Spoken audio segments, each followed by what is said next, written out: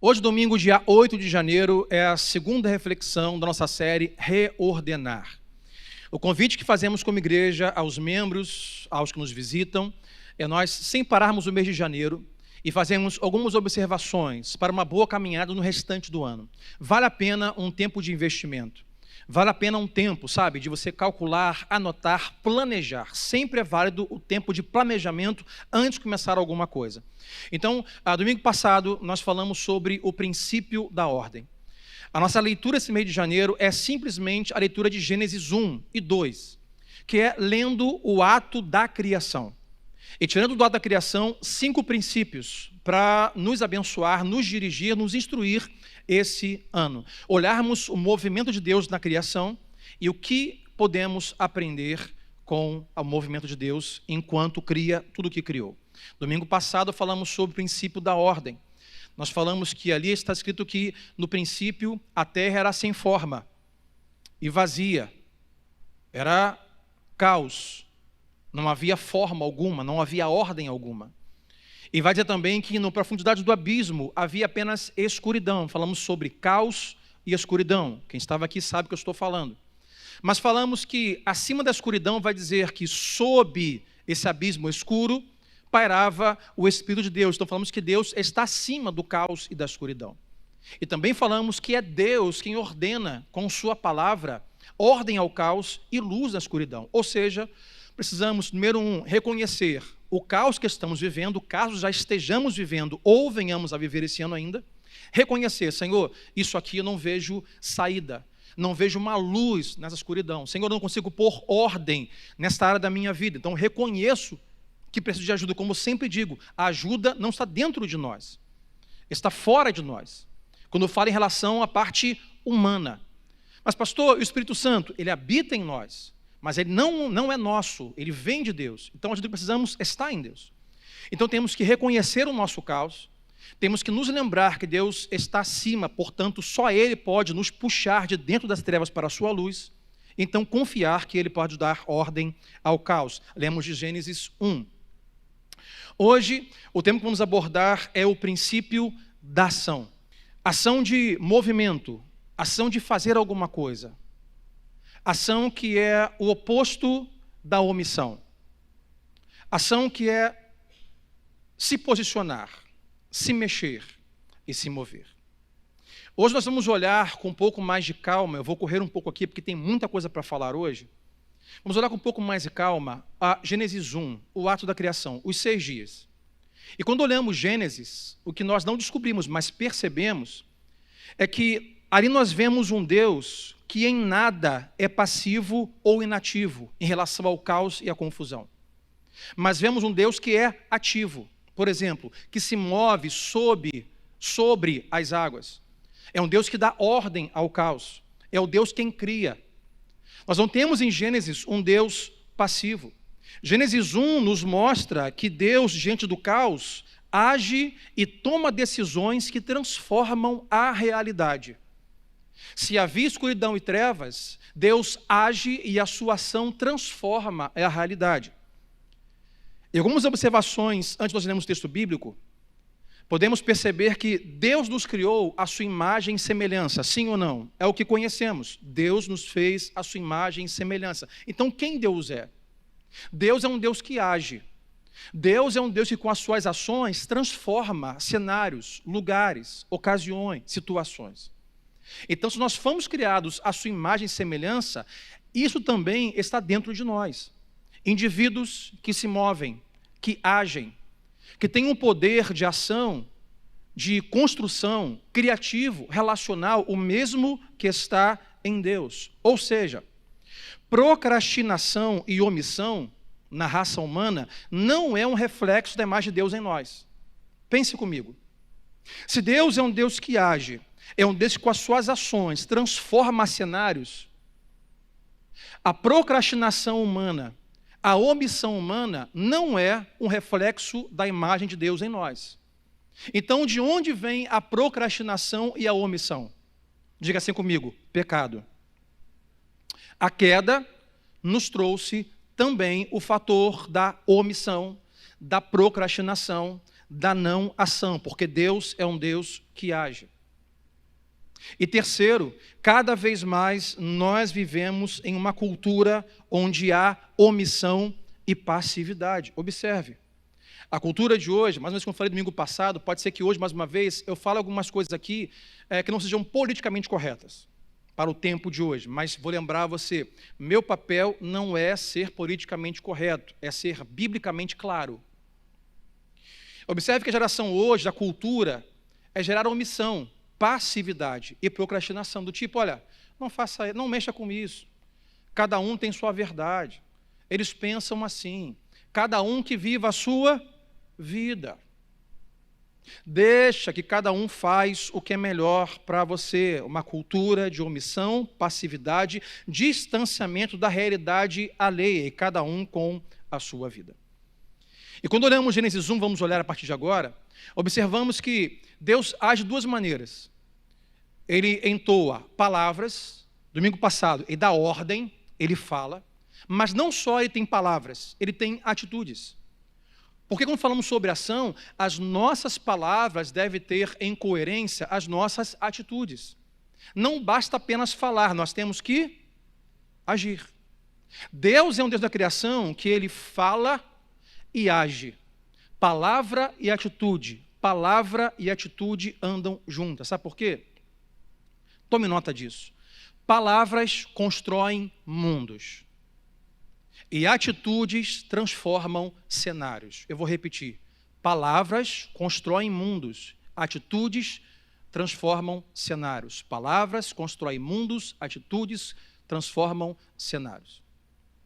As palavras têm o poder de construir mundos, construir culturas, personalidades. Então, cuidado com o que você diz. Eu vou te dar um exemplo. Conta uma história que uma vez um menino muito pequeno, adolescente, jovem, talvez 9, 10, 11 anos de idade, ia para a lavoura com o pai. E aquele menino não era tão bom no trabalho, não rendia tanto. O pai um dia disse para todos, olha, esse menino, diferente dos irmãos, esse menino nunca vai dar para o trabalho. Ele nunca vai dar para o trabalho. Sabe o que ele fez? Ele construiu um mundo para o filho. E adivinhe, um mundo que foi o oposto para provar que não era verdade. Esse menino cresce e chega uma fase da vida, já jovem, já adulto, que ele não consegue parar de trabalhar. Porque toda vez que ele trabalha de manhã, de tarde, de noite, workaholic, doente, ansioso, em pânico, não para. E toda vez que ele trabalha, lá no seu íntimo interior, no seu inconsciente, ele quer provar para o pai que ele dá para o trabalho. Então, palavras constroem mundos. Mas só atitudes transformam cenários. Bons pensamentos, bons insights, boas frases não transformam a vida e nem a história. Só atitudes. Quem nunca ouviu aquela frase que diz: de boas intenções o inferno está cheio. Não nos basta apenas boas intenções. Pastor, eu tenho uma boa intenção para o meu casamento. Sem ação, ficará apenas em bons insights. Talvez escreva um livro, talvez seja um best-seller. De boas intenções, o inferno está cheio. Atitudes, sim, transformam cenários. Boa intenção não muda a trajetória da vida.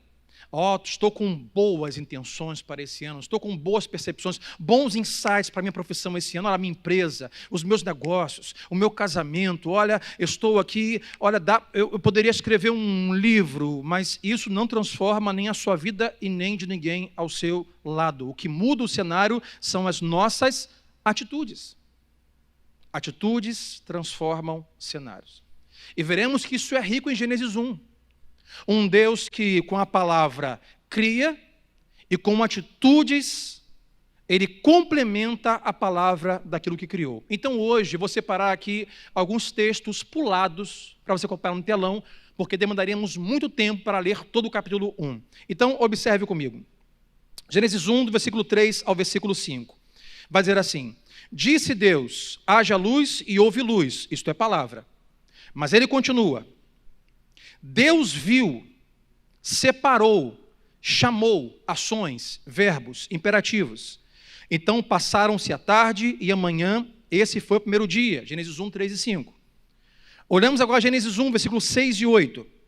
Depois disse Deus, o que é isso? Palavra. Haja entre as águas firmamento que separe águas de águas. Mas continua. Deus fez, Deus separou, Deus chamou. Atitudes. Passaram-se então a tarde e a manhã, e esse foi o segundo dia. Verso 9 ao 10. E disse Deus, mais uma vez, palavra, ajuntem-se num só lugar as águas que estão debaixo do céu e apareça a parte seca. E continua, e assim foi, e chamou, e viu ações, atitudes, movimento. Verso 11 ao 13.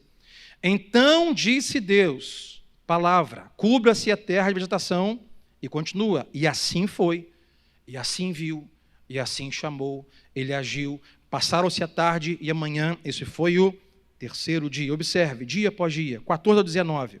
Disse Deus, haja luminares no firmamento do céu para separar o dia da noite. E continua, Deus fez, Deus os colocou, Deus viu que era bom, passaram-se a tarde e a manhã, esse foi o quarto dia. Versículo 20 ao 23. Disse também Deus, encham-se as águas de seres vivos e voem as aves sobre a terra, sobre o firmamento do céu. E continua, Deus criou, abençoou e viu, e passaram-se a tarde da manhã, esse foi o quinto dia. Tudo que eu estou lendo está na sua Bíblia. 24 ao 25. E disse Deus, produza a terra seres vivos, de acordo com as suas espécies. Deus fez, Deus viu, atitudes. Observe, palavra, atitude. O seu Deus não é só um Deus de palavras, de fala. Ele age na criação. Verso 26 ao 31. E disse Deus, então disse Deus, palavra, façamos o homem à imagem nossa, conforme a nossa semelhança. E aí, diferentemente, ele diz, então Deus criou, por 3 vezes ele diz, Deus abençoou e Deus viu, e passaram-se a tarde e a manhã, este foi o sexto dia. Capítulo 2, versículo 1 e 2. Assim foram concluídos os céus e a terra, e tudo o que neles há.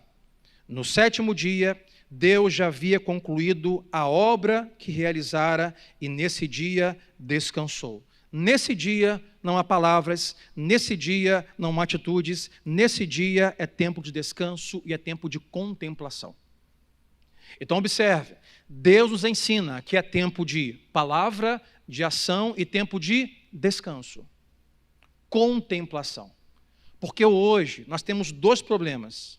O primeiro deles é pessoas que não param de trabalhar e ferem o princípio do descanso, que falaremos na última semana. Você corre sérios riscos de entrar esse ano em uma loucura insana de trabalhar. Talvez só para pagar uma conta, porque ganha muito pouco. Mas talvez para tentar acumular dinheiro. Porque estamos sempre olhando para aquilo que está ao nosso redor, uma cultura consumista. E tenha mais, tenha mais. Lamborghini já tem? Não, eu trabalho mais. Você precisa de mais. E não descansamos. Mas tem pessoas, nós temos o segundo problema, que são pessoas que batem o cartão da empresa, começam a trabalhar e começam a contar as horas, porque não vê a hora de parar de trabalhar e ir para casa descansar. E talvez até sair mais cedo, não vê a hora de deitar na cama, Netflix, sofá, ar-condicionado, sorvete. São 2 problemas. As pessoas que ferem o princípio do descanso e as pessoas que não gostam de trabalhar. Não levante a mão quem é assim. Lembra no domingo passado? Reconheça o seu caos. Pastor, meu caos é, eu não consigo parar de trabalhar. Quem é ansioso, via de regra, não consegue ficar quieto. Quem é que é ansioso e é assim? Levante a mão. Não consegue ficar quieto. Eu tenho que me controlar. Eu gosto de descansar e descanso quando preciso. Mas eu sou ansioso. E quando eu tenho uma coisa para fazer, estou empenhado em uma tarefa que não concluí, minha esposa fala assim, meu filho, vem almoçar. Eu digo, não é perda de tempo. Almoçar é perda de tempo. Vem dormir. Dormir é perda de tempo. Estou perdendo tempo. Preciso concluir a obra que comecei. Mas eu tenho que saber que depois de um tempo e concluída a obra, eu tenho que descansar. Porque se o próprio Deus descansou, quem somos nós para não descansar? Então observe que Deus é um Deus que fala, mas é um Deus que tem ações, um Deus que se move. Observe, irmãos, que as atitudes de Deus não são vistas apenas na criação. Em toda a história, Deus está se movendo. Eu vou te provar isso. Hoje tem muitos gráficos. Com um gráfico, te mostrar que Deus está se movendo em toda a história. Número 1, nós temos Deus se movendo na criação. Deus cria céus, terra, animais, seres humanos, e diz, povoem a terra, Deus faz. Mas aí vem a queda. O homem cai, o pecado entra no mundo. E com a queda, quando o homem foge, quem procura quem? Se lembra disso? O homem se esconde. É Deus quem procura o homem. Onde você está, Adão? O que você fez, Adão? E é Deus quem mata o cordeiro e cobre a vergonha de Adão e Eva com uma vestimenta. Quando o povo continua, tudo se perde, é Deus quem chama o homem velho com sua família, Noé, para salvar a sua família. E quando uma nova geração começa, um novo povo começa, é Deus que vai atrás de outro idoso, chamado Abraão, e fala, Abraão, de ti eu farei uma grande nação. Larga tudo e vamos. Abraão vai, e vem Isaque, e então vem o povo de Israel. É Deus quem cria Israel. Só que Israel se corrompe mais uma vez. Israel agora está preso no cativeiro egípcio, por 400 anos ou mais. E é Deus quem vai buscar um salvador para eles, e vai chamar uma outra pessoa também já quase, praticamente idosa. Deus ama os idosos, não esqueça disso. Deus ama os idosos. Viu, Marcão?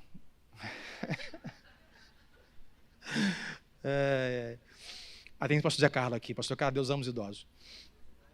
Passou de 62, irmão.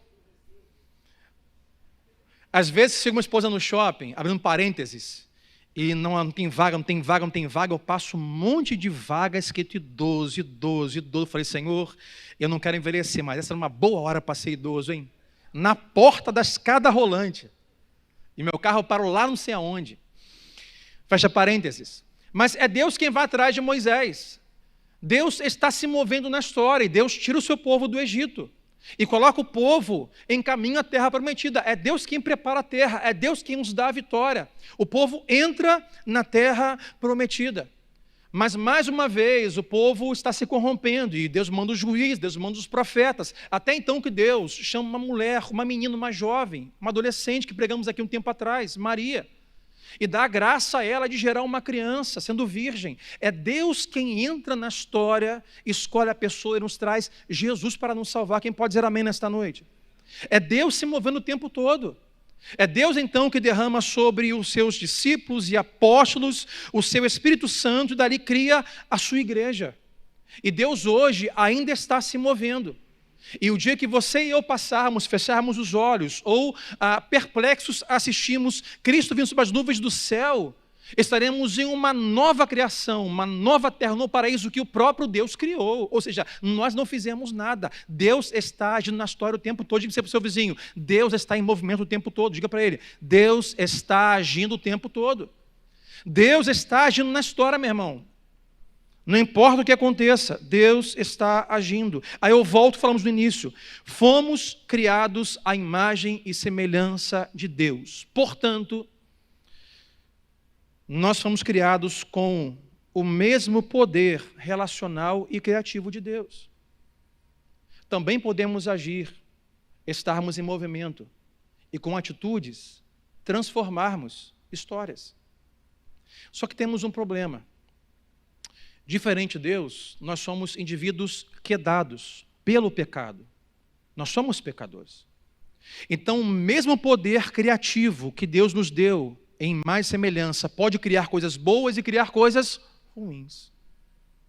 O mesmo poder relacional que Deus nos deu pode ser para coisas boas e ruins. Por exemplo, o mesmo poder criativo que Deus nos deu pode criar uma Capela Sistina e pode criar o Big Brother. Duas coisas distintas, o mesmo poder criativo. Podemos ter artes lindas, canções lindas, e tantas coisas ruins, feias, más, destrutivas que temos, que o homem cria. O homem cria armas biológicas. O homem cria todo um sistema de morte, de pavor, não de acolhimento, mas de aprisionamento por meio do poder, do dinheiro. O homem tem em si a imagem criativa de Deus, mas que pode ser usado para o bem e para o mal. Por isso, após essa introdução, o nosso tema hoje, princípio da ação, já vimos o quanto Deus está agindo. Deus é um Deus que há esse movimento e nós temos a mesma semelhança. Só que estamos em pecado. Então precisaremos hoje e ao longo do tempo observar algumas coisas. E hoje eu trago 3 implicações de sermos a imagem de Deus, mas ainda estarmos em pecado. Então 3 coisas que eu sei que você vai se relacionar este ano. Número 1, o nosso conceito de trabalho.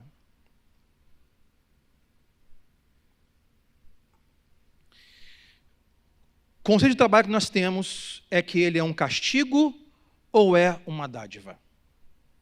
Observe que nós temos uma herança cultural do qual nós fomos colonizados, portuguesa, europeia. E a cultura da colônia europeia e portuguesa é que trabalho é um castigo, é uma coisa ruim. Observe que povos que foram colonizados por outros povos não portugueses e europeus não têm a mesma ideia que nós temos de que trabalho é um castigo e não uma dádiva. Observe comigo que recebemos uma herança que precisamos caminhar para um lugar financeiro de sermos pessoas como nobres, monárquicos e termos escravos para trabalhar para nós. Nós temos uma cultura de que nós temos que fazer todo o possível para um dia parar de trabalhar, ter dinheiro suficiente. Então, como eu faço para enriquecer até os 25 anos? Gente, olha o Instagram. É isso. Lamborghinis, Ilhas Maldivas. Aí você fica, meu Deus, olha esse cara, trabalha onde quer, quando quer. Não é assim, gente, levanta a mão comigo, não é assim. Trabalha onde quer, olha onde ele está, nas Ilhas Maldivas, olha lá, comendo camarão. Foi ao trabalho uma vez por semana e ganha 200 mil por mês. Esse é meu sonho. É a cultura que nós recebemos. Trabalhar é um castigo, tem que ter empregados, tem que ter escravos, súditos. Minha irmã, que já faleceu, ela tinha esse pensamento. Ela dizia assim, gente, nós temos que estudar para um dia chegar ao ponto de trabalhar 2 vezes por semana, ganhar 100 mil reais por mês. Porque trabalho é um castigo. Bom mesmo é ganhar dinheiro sem trabalhar. Só que a Bíblia nos ensina o contrário, que trabalho não é castigo, é uma dádiva. Pastor, mas o trabalho não é fruto da queda? A consequência do pecado não é o trabalho, não, meu irmão. A consequência do pecado é a morte. Não, porque Adão pecou, agora Deus disse que a terra não lhe dará o fruto. Tu vai ter que com o suor do rosto trabalhar. Mas o trabalho existe antes da queda. Deus falou para Adão e Eva, olha, governem os animais, governem a terra, cuidem, gerenciem, façam gestão, dê nomes. Se tivesse naquela época computador, Deus dizia assim, faça uma planilha no Excel e catalogue os animais. E faça um plano de governo anual, bimestral.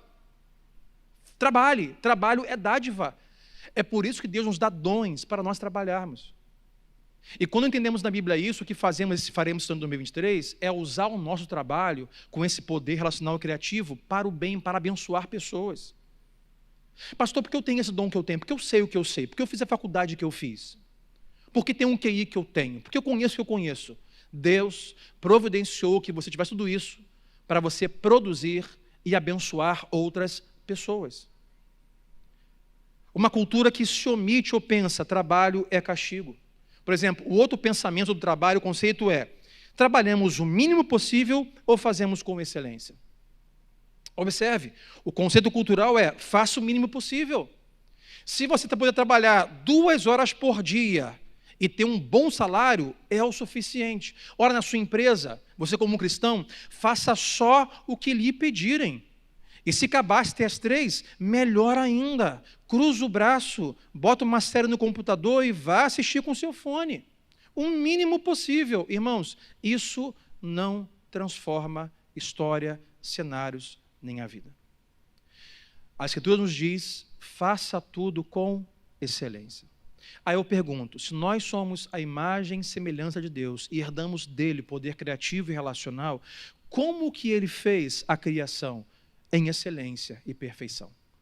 Olhe as plantas, as aves, a natureza, se enxergue. Olhe o homem, a imagem e semelhança de Deus, fazer tudo com excelência. Os cristãos devem fazer tudo com excelência. Este ano 23 deve agir de forma a entender que o que você faz, você não faz para o seu pastor, não faz para o seu patrão, não faz para o governo, você faz para Deus. Então faça com excelência. Se você é médico, dê o melhor plantão da sua vida todos os dias. Se você é advogado, dê a melhor assistência na advocacia para os seus clientes possível. Se você é um recepcionista, receba alguém da melhor forma que você conseguir. Se você é um professor, estude, se prepare e dê esse ano as melhores aulas da sua vida. Quem já deu comigo, diga amém nesta noite. Excelência, meu irmão. Não fazemos as coisas de qualquer jeito, é com excelência. Com isso estamos glorificando o nome de Deus. Hoje o mundo está à procura, não de cristãos que falam a Bíblia de cós salteado, mas de cristãos que fazem a diferença onde passam. Eu tenho um princípio e tento praticá-lo, não perfeitamente. Aonde eu passar, eu vou tentar deixar as coisas melhores do que encontrei.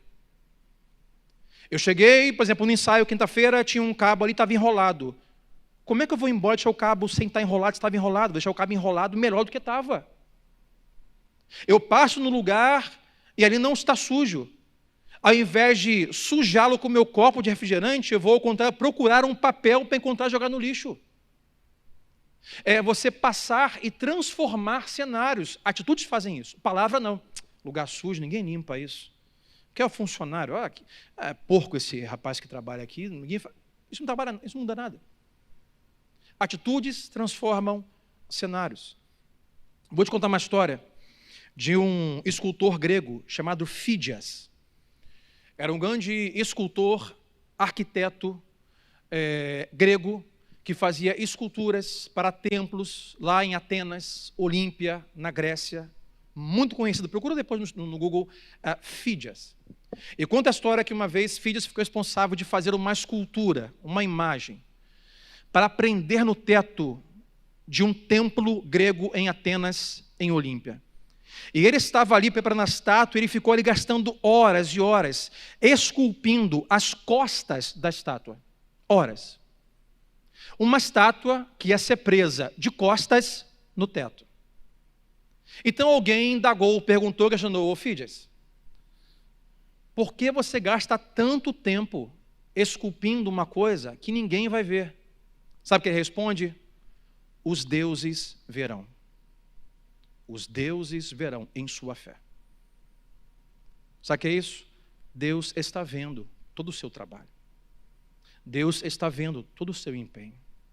Deus está vendo o seu empenho de palavras e atitudes para salvar o seu casamento, para mudar a sua condição financeira, para resolver aquele caso na sua vida.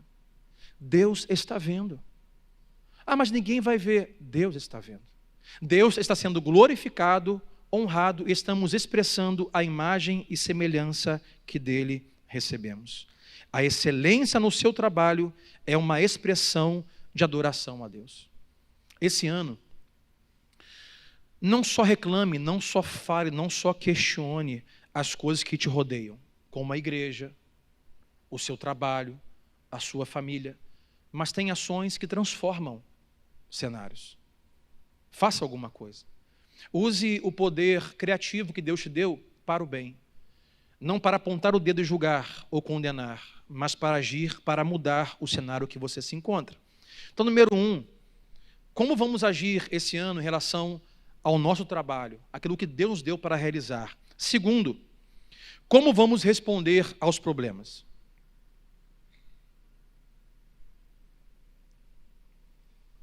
Nós temos duas formas de responder os problemas. A primeira delas, nós vamos agir de omissão ou enfrentamento. Nós vamos ser omissos com os problemas que estão nos cercando, ou nós vamos enfrentar a realidade que estamos vivendo. A cultura de hoje vai dizer assim: faça conta que você não viu.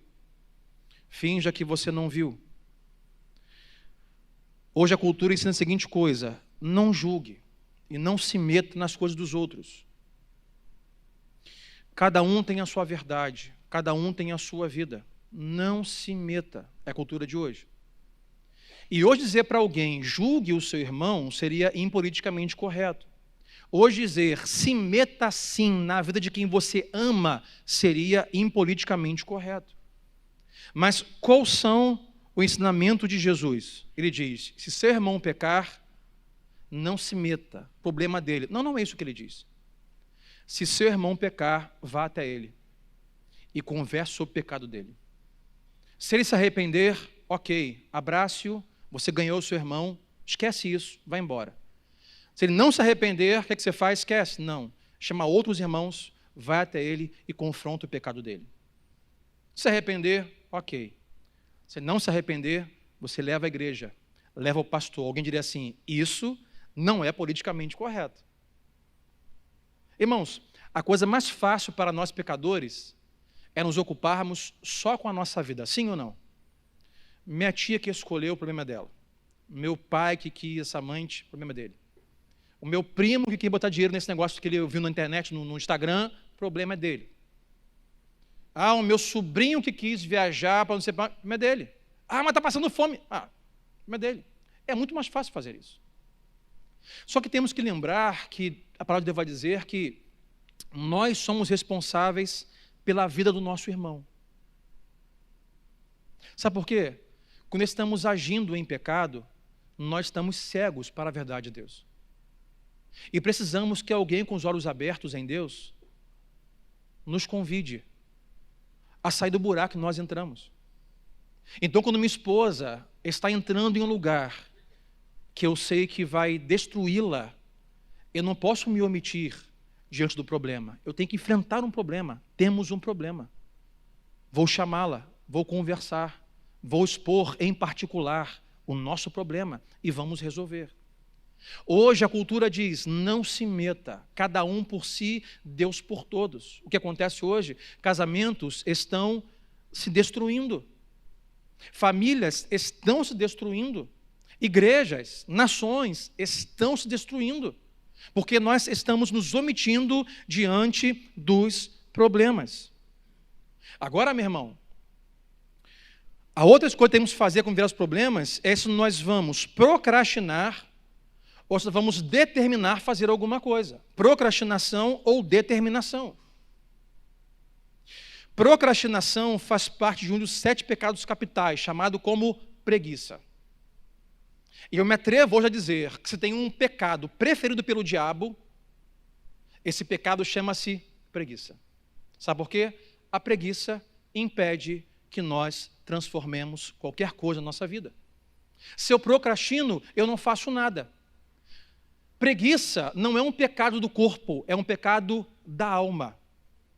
Preguiça é assim, eu sei que esse ano eu preciso me envolver, fazer, agir para mudar o meu casamento.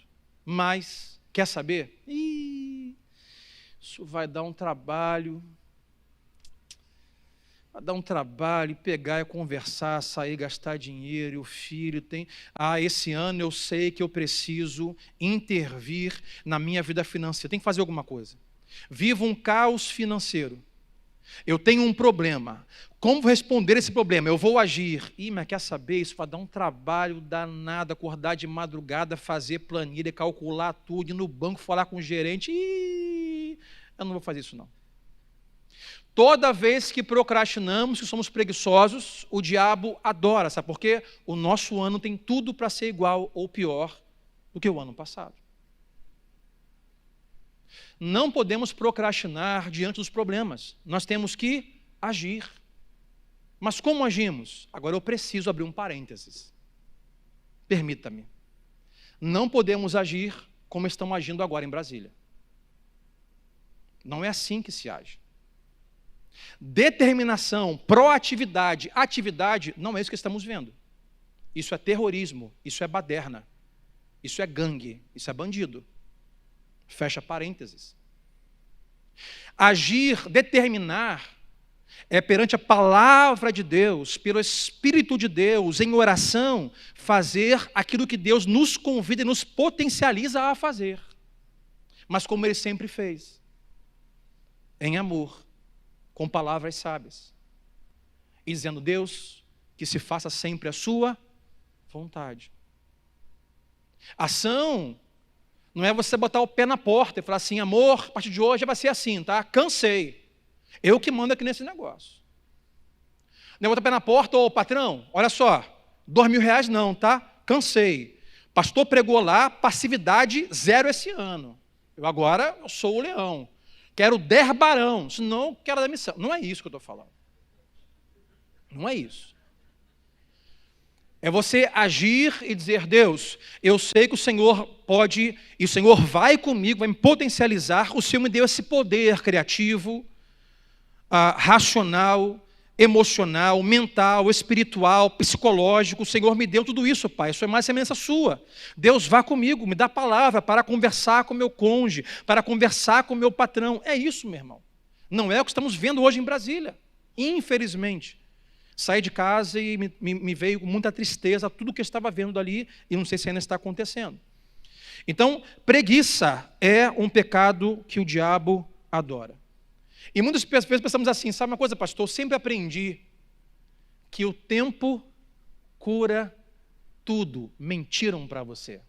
O tempo, quem já tem uma certa idade aqui e tem um problema, carrega anos, sabe que o tempo não cura nada. Só piora. Quem contrai um vício financeiro, jogo, droga, bebida, sexo, mídias sociais, diversão, cada vez que você consome um vício e começa um vício, o tempo tende não a melhorar o seu vício, a piorar o seu vício. Você entra mais na pornografia, mais na sexualidade, mais redes sociais e mais distanciamento da família, e mais e mais e mais. O tempo não cura, meus irmãos. Preguiça, procrastinação e tempo não cura. Temos que colocar diante de Deus dizendo: Senhor Deus, eu tenho um problema, preciso resolver, Senhor. Vou deixar a preguiça de lado, não vou ser omisso. Vou confiar no Senhor, vou dar um passo de fé, como fez Moisés no Mar Vermelho, como fez ali Josué no Rio Jordão, como foi Davi diante de Golias, é um passo de fé, sabendo que Deus estará conosco. E terceiro, a prática da palavra. Então, como nós nos daremos com o trabalho esse ano? Como agiremos em relação a isso? Como nós agiremos em relação aos problemas? E como nós agiremos em relação à prática da palavra, meus irmãos? Eu me preocupo já há muitos anos. Número 1, se vamos ter a palavra de Deus como grandes insights ou como imperativos. Hoje, há muitos pastores que pregam muito mais do que eu por aí, que são famosos, que pregam demais. Mas me preocupo, não estou julgando ninguém, mas hoje uma geração de pregadores, de pastores, que me parece que não há muita preocupação com o resultado de como as suas mensagens vão transformar a vida das pessoas e prepará-las para o mundo real. Eu temo ver tantas pessoas preocupadas em falar grandes frases e insights bíblicos, como ultimamente cantores, gospels, não gospels, e um monte de história, um grande pensamento: caramba, nunca pensei assim, quer dizer que essa música, quer dizer que esse pensamento, que filósofo gospel. Nós não fomos convidados, ou a palavra de Deus não deve gerar em nós apenas reflexão. A palavra de Deus deve gerar em nós ação. O que Deus fala não são insights de um grande filósofo, são imperativos, são ordens. Faça para que a sua vida vá bem.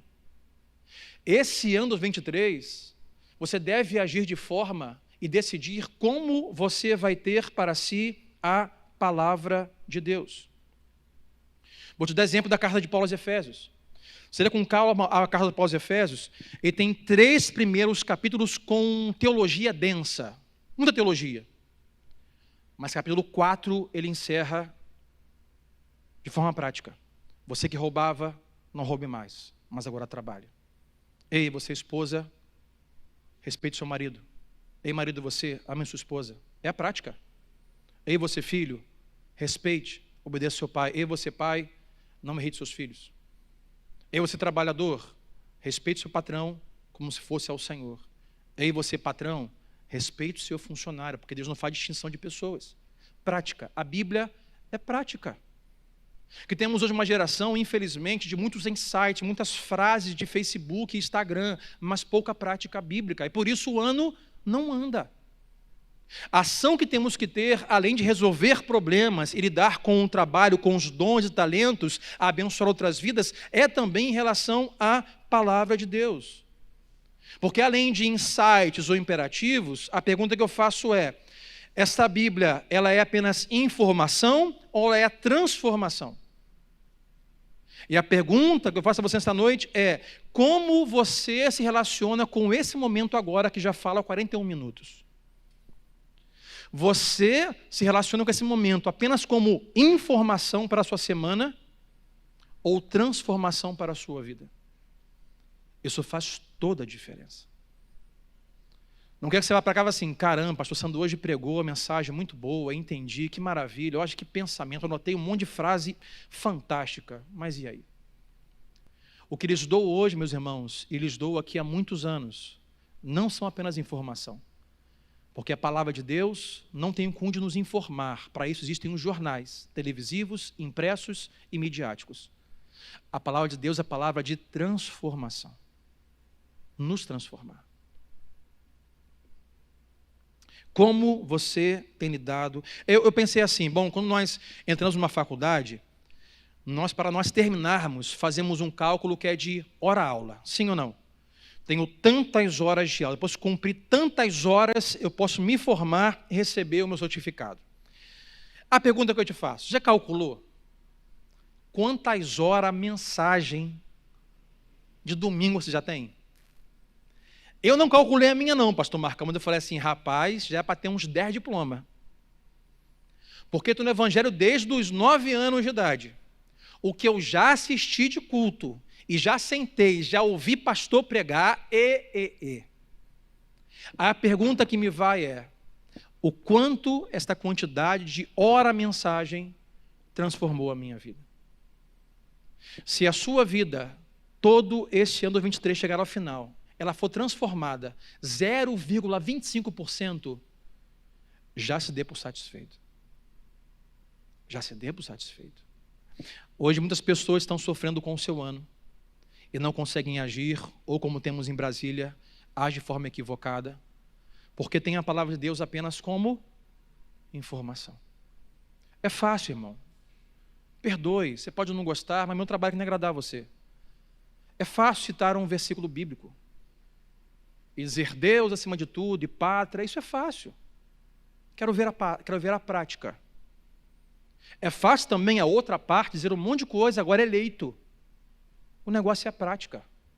Deus não apenas tinha palavras em Gênesis na história, Deus tem palavras e atitudes. Atitudes que transformam. Atitudes que geram vida. Atitudes que abençoam. A palavra de Deus não são apenas insights, mas transformação para mudar o seu ano, para mudar a sua vida. E hoje eu tenho para você um outro gráfico de como você pode ir da informação de hoje para a transformação. Você hoje recebe informação, o Evangelho de Jesus. Quando você recebe informação, sua primeira ação é ouvir. Eu já me dou por satisfeito se você hoje ouvir o que eu estou falando, porque alguns nem ouvem. Estão aqui mais à mente, está lá em Brasília, está amanhã nas férias, amanhã nas contas, em um problema, estou nem ouvindo. Se você ouvir, já me dou por satisfeito. Mas melhor se você não só ouvir, você começar a ponderar o que você ouviu. E dizer, é verdade, faz sentido. Por exemplo, hoje o pastor falou sobre agir em relação ao seu casamento.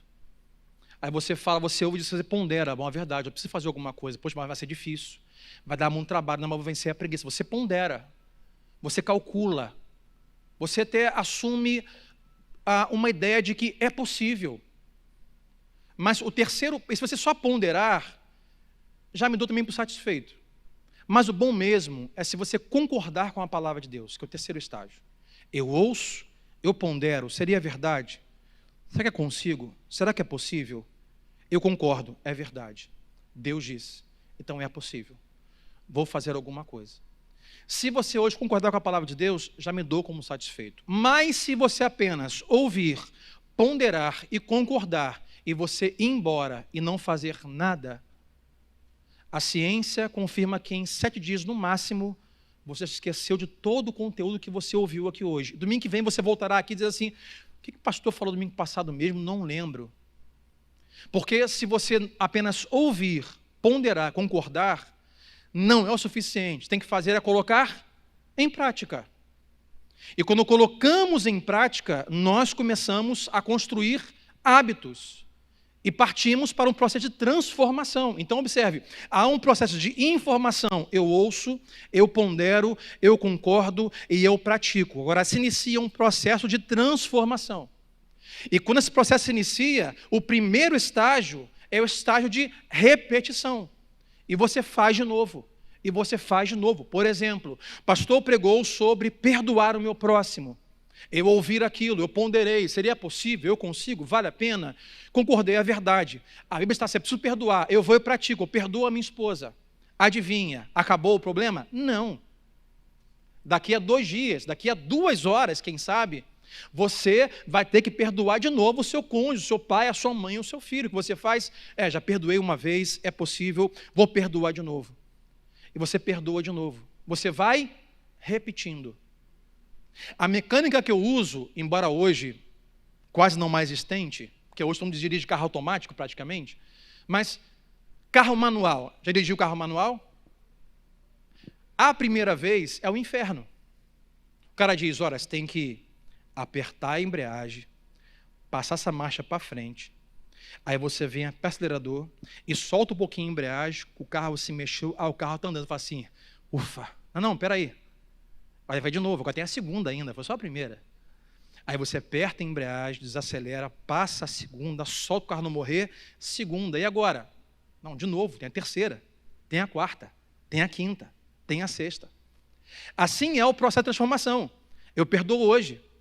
Amanhã com dificuldade, olhando para o câmbio, para o pé ainda, eu passo a segunda, eu passo a terceira. Sabe como é que você e eu dirigimos hoje? Nós nem olhamos para nada, é ou não é assim? O pé vai, a mão vai, o carro está andando. Então vamos repetindo a ação, criando o hábito, e por último, isso vira algo que está integrado ao nosso caráter, à nossa vida. Quando pegamos a palavra de Deus, o que Deus espera é que essas palavras cumpram esse processo em nós. Mas pastor, isso não é muito mecânico? É uma pegada coach? Não, meu irmão. Aos mais pentecostais perguntam assim, mas cadê o Espírito Santo nisso? Ele está em todo o processo. Sem o Espírito Santo, você não vai conseguir terminar esse processo. Ele vai estar falando com você enquanto você ouve esta palavra. Ele vai levar você a ponderar esta palavra. Ele vai levar você a concordar com esta palavra durante todo esse ano. E é Ele que vai potencializar para que você consiga praticar esse ano. Não uma vez, mas perdoar de novo, e de novo, e agir de novo, tentar de novo, e de novo, com fé, crendo em Deus, até se integrar ao seu caráter, à sua espiritualidade e à sua vida. Deus está em todo o processo, porque não apenas nós agimos, Deus está agindo o tempo todo. Deus está trabalhando hoje em você, por você e através de você. Quando falamos sobre ação, esse ano vamos estar sentados em escritórios, em carros de aplicativo, em salas de aula, em hospitais, em delegacias de polícia, tantas profissões. Como você verá isso? Como um castigo, como uma dádiva? Uma dádiva. Quando vier os problemas, como você vai responder aos problemas? De forma passiva ou ativa, crendo em Deus, sem procrastinar, sem preguiça. Deus é um Deus que faz, um Deus que tem atitudes. Observe, os seus filhos, quem tem filho que levante a mão, os filhos, os pais de filhos. Os seus filhos, estão observando muito pouco o que você fala. Talvez até dando de ombros o que você, pai, fala. Eles estão olhando as suas atitudes. Meu pai fala para eu fazer isso, mas ele não faz. Alguém diria, mas eu sou pai, eu sou o chefe. Digo para ele, não faço o que eu faço o que eu mando. É fácil fazer isso. É só Deus dizendo, não faço o que eu faço, faz o que eu mando. Mas Deus, o Senhor mandou perdoar o Senhor, não interessa, eu sou Deus, cala a boca, você faz e eu só obedece. Não. Atitudes enquanto trabalhamos para abençoar outros. Atitudes como respondemos aos problemas. E atitudes como nós respondemos à palavra de Deus nesta noite. Olha o que Timóteo vai dizer para nós encerrarmos. A banda pode vir. 2 Timóteo 3, 16 e 17. Olha o que Paulo diz. Toda a Escritura é inspirada por Deus e útil, ou seja, é para isso que ela serve. Útil para o ensino, para a repreensão, para a correção e para a instrução na justiça. Verso 17. Para que o homem de Deus, homem aqui não apenas sexo, mas criação, o homem de Deus seja apto e plenamente preparado para toda boa obra. Quem vai nos tornar aptos esse ano para agir de forma coerente, sábia, espiritual, no trabalho, na família, no casamento? A palavra de Deus, meus irmãos. Esse ano, toda vez que você entrar aqui domingo após domingo, não tem ensinamento com apenas um momento de informação. Sim, anote, sim, reflita, mas sim, pondere, sim, concorde e amanhã comece a praticar. E faça disso um hábito seu. Perdoar, amar, agir, não procrastinar, não ter preguiça. Para nós refletirmos e orarmos. Número 1, use o seu potencial relacional e criativo para fazer o melhor e abençoar os outros. Eu não sei que dom Deus te deu, eu não sei com que você profissionalmente está envolvido. Na área de medicina, enfermagem, advocacia, trabalho manual, trabalho reflexivo, não sei aonde você está hoje. Mas aonde você estiver, que você use esse poder criativo que Deus te deu para fazer o melhor e com isso abençoar pessoas. Seja o melhor médico, enfermeiro, melhor advogado, melhor professor, melhor mecânico, melhor bombeiro, melhor qualquer coisa que você seja. Glorifica a Deus esse ano. Haja. Deus é um Deus que fala, mas que age. Segundo, assuma uma postura proativa diante dos problemas que estão diante de você. O diabo vai querer a sua inércia, a sua passividade, a sua preguiça, a sua procrastinação. É isso que o diabo ama. Eu diria que é o pecado preferido do diabo, é a preguiça. Porque ele sabe que se nós não fizermos nada, se não começarmos nem com o joelho dobrado, orando a Deus, rogando a Deus sabedoria e luz para o caminho esse ano, é isso que ele ama. Sabe por quê? A sua vida não vai mudar. Haja de forma proativa em Deus para os problemas. Tenha a conversa que precisa ter. Vá a quem você precisa ir. Faça alguma coisa esse ano. Tenha uma ação. Você não está sozinho. Deus está conosco. Ele é o nosso refúgio e fortaleza. Não há nada que Ele não possa fazer, meu irmão, minha irmã. Não há casamento desajustado que Ele não possa trazer ajuste. Não há enfermidade desenganada que Deus não possa trazer a salvação, o milagre, a cura, a libertação. Não há quem está afastado do Senhor que Deus não possa resgatar e salvar se Ele quiser. Nada é impossível para Deus. Nada. Então não tenha preguiça. Vá ao trabalho e Deus vai honrar a sua ação. E terceiro, deixe de ser um mero ouvinte e decida pela prática que transforma. Pare de só ouvir a palavra de Deus a cada domingo. Deixe de ocupar o banco ou o lugar, o espaço de consumidor de culto e passe a ser um praticante da palavra. O pastor pregou, não foi coisa do pastor, é coisa de Deus, porque a palavra é de Deus. Então, se é de Deus, eu vou ouvir, ponderar, concordei, pastor, vou praticar. E vou praticar de novo.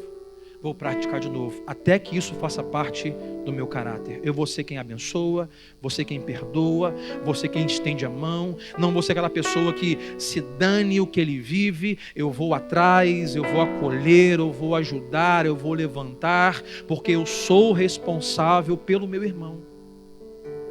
Pelo meu irmão. Deixe de ouvir apenas e passe a praticar. Eu não sei o que você hoje ou esse ano precisa dar o primeiro passo para começar a agir. Mas aonde quer que seja, se lembre, se você tem fé para crer em Jesus, se você é salvo em Jesus, há uma promessa sobre a sua vida. Você jamais estará sozinho. Estará com você em cada processo. É um processo conjugal, que você tem que tomar uma atitude, fazer alguma coisa, não radical, não pé na porta, não é violência. Começa em oração, começa em leitura bíblica, começa em dependência, mas vai em direção à resolução. Não esqueça, Deus está com você nessa. Pastor, eu tenho que tomar uma atitude drástica na minha vida financeira esse ano. Eu tenho que sair do poço, da escuridão financeira que eu estou. Comece. Procure pessoas que saibam mais do que você sobre finanças. Peça conselhos, peça oração, ore, peça ajuda, mas comece a agir com os seus gastos. Tudo que você precisa, Deus vai potencializar, porque Ele nos fez a sua imagem e semelhança. Vamos ficar em pé, vamos orar esta noite em nome de Jesus.